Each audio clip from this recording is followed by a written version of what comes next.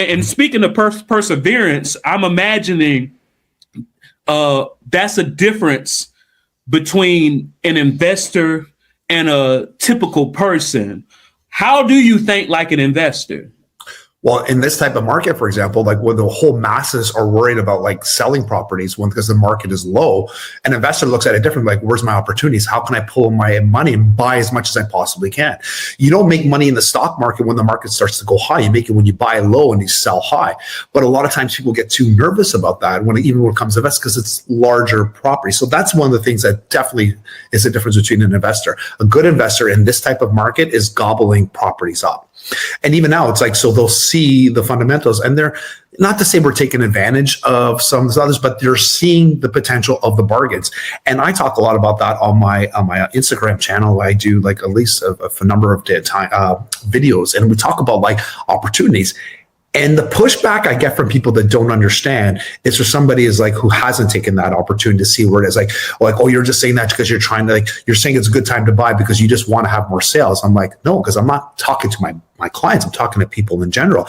That's not going to translate for sales for me. It's for you to change your mentality and how you're looking at things. So, and the people I always notice the nastiest people are the ones that, can't afford or think they can't afford a property. So the other thing was when somebody comes up to me and they're like, I can never afford, I'd rather rent. And I said, well, have you talked? Then that's where my expertise comes in. I'm like, listen, have you talked to a mortgage broker? Have you talked to a mortgage specialist? Have you actually gone through the process to find out that you don't own a property and that's why you rent? If that's the case, then I understand. Maybe you do need to rent. Maybe you are a renter.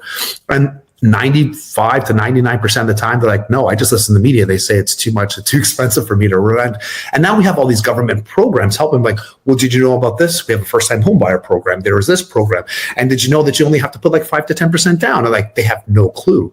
So yeah, I find that like the lack of information, they're feeding off of the media telling them everything's wrong. Where an investor is going to know these kinds of things. It's like, yeah, feed them all the bad news, let the market go down, and I'm going to have cash on hand, and I'm going to buy all these properties. And in 3 years' time, I'm going to sell it back to those people that said that the market was crashing, and I'm going to make triple the amount.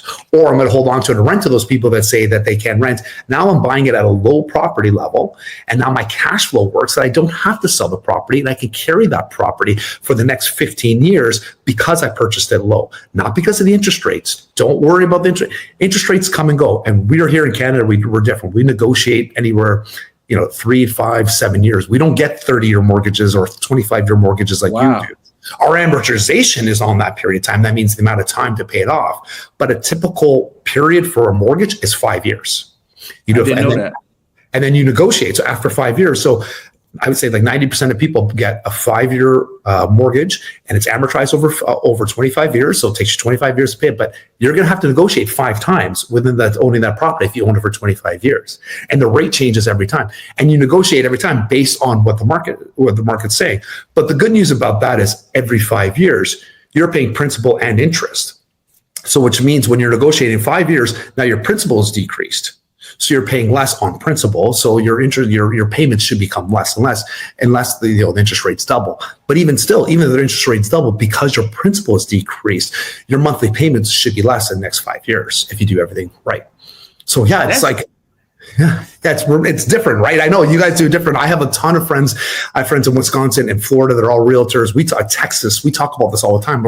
And they look at me as if I'm have 7 heads. I'm like, what do you mean you have to negotiate every 3 to 5 years? And I'm like, yeah, we can negotiate variable. We can negotiate fixed rates. We can actually change our amortization. So if you want to pay it off earlier, you can pay it off earlier depending on, what you have, like what kind of a mortgage policy you have. So if you want to, some of them allow you to pay a certain amount down. You can have an open mortgage where you can pay everything outright if you want to, but you're paying more on a monthly basis for something like that. So we have a much more variable payment plan when it comes to mortgages. It's not like you guys have where you have 30 or 40 years to pay off. Well, I heard you guys are some of them did I hear this right? You might get a 50-year mortgage now. Is that going to be passed by government? That's what I heard. That's what they're putting out there. And because the way you describe it, that sounds like the equivalent of an adjustable rate mortgage. Because you got people. The typical is a 30-year mortgage, but I guess if it's fixed, the safety mindset is all right.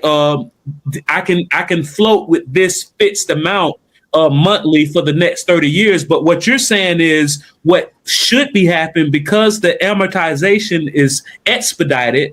When you do negotiate, most likely it should be less. But I imagine that there are times when it's not always less. What happens if somebody doesn't want to negotiate? Well, that's the thing. So like if you're with the same institution, a lot of times they'll just roll it over with the newer rate. So you don't have to go to a new mortgage broker to qualify for a mortgage. And if you can't make those payments, that's why a lot of times they'll sell or look for other options, right? So like that's what we're having now. So what happened in 2021 was that our interest rate was at overnight rate was at 0.25%, right? 25 basis points. Like I had a mortgage rate of 1.15%. It was ridiculously low. But then we really when the inflation got so high that they increased the interest rates by 4.5% within 6 months. And that, I was on a variable rate, which means my rate went from 1.15, add another 4.5% to that. So all of a sudden went from 1.15 to over close to 6% within 3 to 4 months. My mortgage payments went from, and I think it was like $6,800 to over which was principal and interest.